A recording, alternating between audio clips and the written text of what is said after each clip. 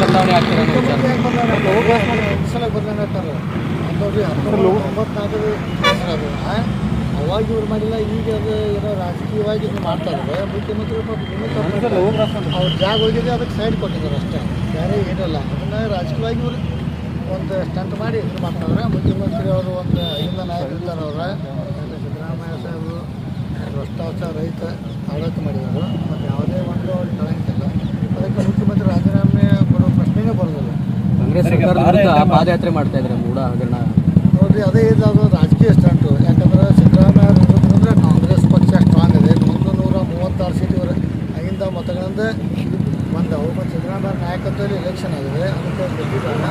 ಅದಕ್ಕೆ ಸಿದ್ದರಾಮಯ್ಯ ಇಳಿಸಿದ್ರೆ ನಮಗೆ ಒಳ್ಳೆಯದಾಗತ್ತೆ. ಮುಂದೆ ಮುಖ್ಯಮಂತ್ರಿ ಇವರು ಸಿದ್ದರಾಮಯ್ಯ ಇರೋದ್ರಿಂದ ಇನ್ನೂ 10 ವರ್ಷ ಏನು ದೂರ ಆಗಿರ್ತಾರೋ ಅದಕ್ಕೆ ನಮಗೆ ಆಡಳಿತ ನಡೆಸೋಕ್ಕೆ ಬರೋದಿಲ್ಲ ಅಂತೇಳಿ ಇದೊಂದು ಸ್ಟಂಟ್ ಮಾಡ್ತಾರೆ. ಸರ್, ಈಗ ಯತ್ನಾಳ್ ಅವರು ಮೊನ್ನೆ ಹೇಳಿದ್ರು ಡಿ ಕೆ ಶಿವಕುಮಾರ್ ಅವರು ಮತ್ತೆ ಎಲ್ಲ ಸೇರಿಕೊಂಡು ತನಿಖೆ ಮಾಡ್ಕೊಂಡಿದ್ದಾರೆ. ಅದು ಯಾಕಂದರೆ ಯತ್ನಾಳ್ ಅವ್ರು ಗೊತ್ತಾರೆ, BJP ಪಾರ್ಟಿ ಅವರು ಮತ್ತು ಅವರೆಲ್ಲ ಮೀಟಿಂಗ್ ಮೇಲೆ ಹೋಗಿರ್ತಾರೆ. ಅವ್ರು ಗೊತ್ತಿರ್ಬೋದು, ಅವ್ರು ಹೇಳಿದ ಸತ್ಯನೇ ಇರ್ಬೋದು. ಯಾಕಂದ್ರೆ ನಮಗೆ ಅದ್ರ ಬಗ್ಗೆ ಮಾಹಿತಿ ಇಲ್ಲ. ಅಲ್ಲ, ಸಿದ್ದರಾಮಯ್ಯ ಅವ್ರನ್ನ ಕೆಳಗಿಳಿಸ್ಬೇಕಂತೇಳಿ ಒಂದು ವಿರೋಧಿ ಬಣ ಏನಾದರೂ ಹಿಂಗೆ ಕೆಲಸ ಮಾಡ್ತಾ ಇದೆ ಅಂತ. ಅಲ್ಲ, ವಿರೋಧಿ ಬಣ ಐತೆ ಕಾಂಗ್ರೆಸ್. ಯಾಕಂದರೆ ಸಿದ್ದರಾಮಯ್ಯ ಅವರು ನಾಯಕತ್ವದಲ್ಲಿ ಎಲೆಕ್ಷನ್ ಆಗಿದೆ.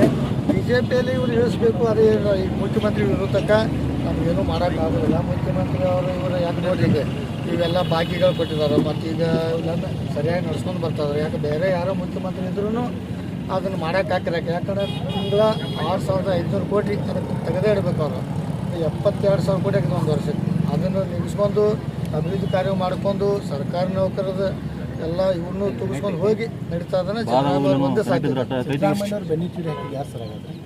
ನೋಡ್ರಿ, ಅದೆಲ್ಲ ನಮಗೆ ಅದ್ರ ಬಗ್ಗೆ ಹೆಚ್ಚು ಮಾಹಿತಿ ಇಲ್ಲ.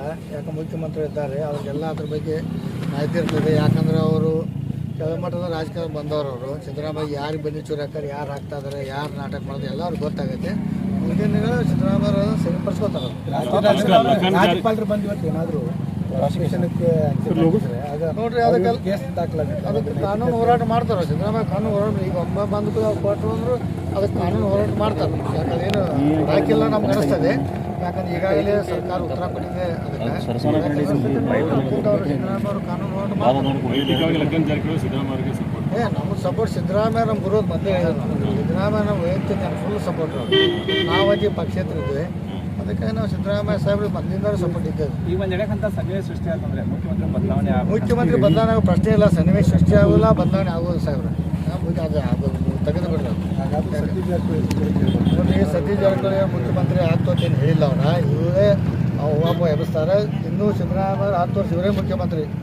ಮುಂದೇನೋ ಅವ್ರು ಡೆಪ್ಯೂಟೇಷನ್ ನಂಬರ್ ಹತ್ಬೋದು. ಸಿದ್ದರಾಮಯ್ಯ 10 ವರ್ಷ ಮುಖ್ಯಮಂತ್ರಿ. ಈ ಕಾಂಗ್ರೆಸ್ನಾಗ ಸಿದ್ದರಾಮಯ್ಯ ವಿರೋಧಿ ಬಣ ಒಂದು ಹುಟ್ಕೊಂಡಿದೆ ಅನ್ನೋ ಒಂದು ಎಲ್ಲಿ ಉಟ್ಕೊಂಡು ಈಗ ಲೈಟ್ ಹೊಡೆದಗತ್ತೆ. ಲೈಟ್ ಬರ್ತಾವೆ ಮತ್ತು ಹೋಗ್ಬಿಡುತ್ತೆ. ಇದಾಗ ಅಷ್ಟೇ ಮತ್ತು 15 ನಿಮಿಷ ಇದಾವೆ. ರಮೇಶ್ ಜಾರಕಿಹೊಳಿ ಅವರು ಮೊನ್ನೆ CD ಶಿವ ಅಂತ ಹೊಸ ನಾಮಕರಣ ಮಾಡಿದ್ದಾರೆ. ಅದು ಅವ್ರಿಗೆ ಗೊತ್ತರಿ, ಕುಮಾರಸ್ವಾಮಿ ಅವ್ರಿಗೆ ಗೊತ್ತರೆ. ನಮಗೆ ಅದ್ರ ಬಗ್ಗೆ ಏನು ಮಾಹಿತಿ ಇಲ್ಲ. ಹೊಸ ನಾಮಕರಣ ಪಕ್ಷಕ್ಕೆ ನೀವು ಹೆಸರು ಕೊಟ್ಟಿದ್ರಿ ಅಂದರೆ ಕರ್ನಾಟಕ ನಾವು ಮೊದಲು 1 ವರ್ಷದಿಂದ ಹೇಳಿಲ್ಲ ನಿಮಗೆ. ಈಗೆಲ್ಲ ಅವ್ರು ಹೇಳ್ತಾರೆ 1 ವರ್ಷದಿಂದ ನಿಮ್ಗೇನು ಇದ್ದ. DK ಶಿವಕುಮಾರ್ ಅವರು ಹೋಗಿ ಪ್ರಧಾನಮಂತ್ರಿ ಭೇಟಿಯಾಗಿ